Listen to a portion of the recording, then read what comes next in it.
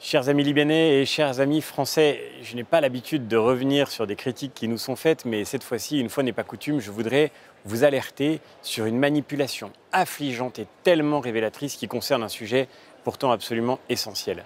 Vous avez peut-être vu ou entendu Thierry Mariani, député du Rassemblement national, dénoncer dans une vidéo le fait que le PPE aurait trahi le Liban en imposant au pays de garder les plus de 2 millions de réfugiés syriens qui sont aujourd'hui sur son sol.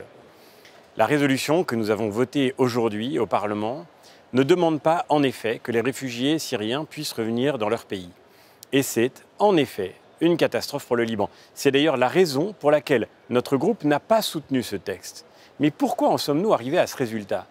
Contrairement à ce que raconte M. Mariani, qui nous cite explicitement et qui cite les Républicains, notre formation politique, le PPE, s'est battu de toutes ses forces, tout au long de la négociation, pour exiger, comme nos alliés libanais, que les Nations Unies cessent de financer le maintien des réfugiés au Liban, encouragent au contraire leur retour et qu'ils l'imposent quand il est déjà avéré qu'ils rentrent en Syrie sans risque.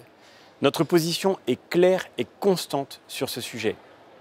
Mais de fait, dans la négociation de ce texte, elle a été combattue par la gauche, l'extrême gauche, les Verts et par les députés du groupe Renew, les députés macronistes.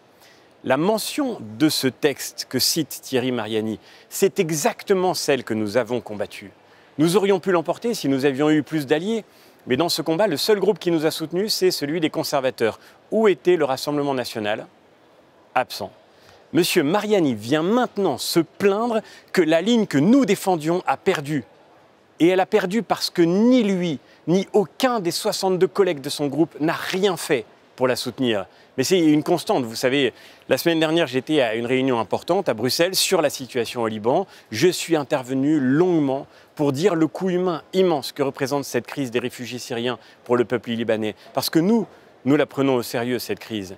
Pour l'économie libanaise en faillite, pour le système de santé du pays aujourd'hui à terre, pour son alimentation, pour son énergie et surtout pour son modèle de société qui est désormais clairement menacé, parce qu'il repose en particulier sur la présence des chrétiens et que cette présence devient de plus en plus minoritaire. Monsieur Mariani vous parle avec émotion du soutien aux chrétiens d'Orient. Mais qu'est-ce qu'il fait pour eux? Je ne l'ai jamais dit jusque-là, mais maintenant je vais parler. Parce que je refuse d'être dénoncé sans dire à mon tour la réalité du comportement politique de M. Mariani lui-même. Soutien assumé de l'Azerbaïdjan. Il n'a jamais voté un seul des textes, un seul des amendements que nous avons déposés depuis des années pour soutenir le peuple arménien, attaqué parce qu'il est chrétien par la violence panturcique. Et il est quand même sidérant qu'aujourd'hui, il prétende libérer le Liban des ingérences étrangères, lui qui a écrit être l'ami de Bachar el-Assad, auquel il a si souvent rendu visite. Qui a occupé si longtemps le Liban? Et qui empêche aujourd'hui le retour des réfugiés syriens, sinon le régime de Damas? Peut-être ces liens inavouables sont-ils la vraie raison qui conduit Thierry Mariani à combattre aujourd'hui les sanctions ciblées que nous voulons obtenir et que nous obtiendrons contre les dirigeants corrompus qui paralysent aujourd'hui l'État libanais et sa justice. Bref, c'est un moment révélateur et bien triste sur le mensonge et la médiocrité de certains qui pratiquent le pire de la politique en prétendant le combattre. Chers amis du Liban, et tout comme vous, chers amis français, ne vous trompez pas. Vos amis sont ceux qui travaillent tous les jours pour tenter de vous soutenir dans l'épreuve que vous traversez, autant qu'ils le peuvent, pas ceux qui ne font rien puis tentent de vous manipuler. Merci beaucoup.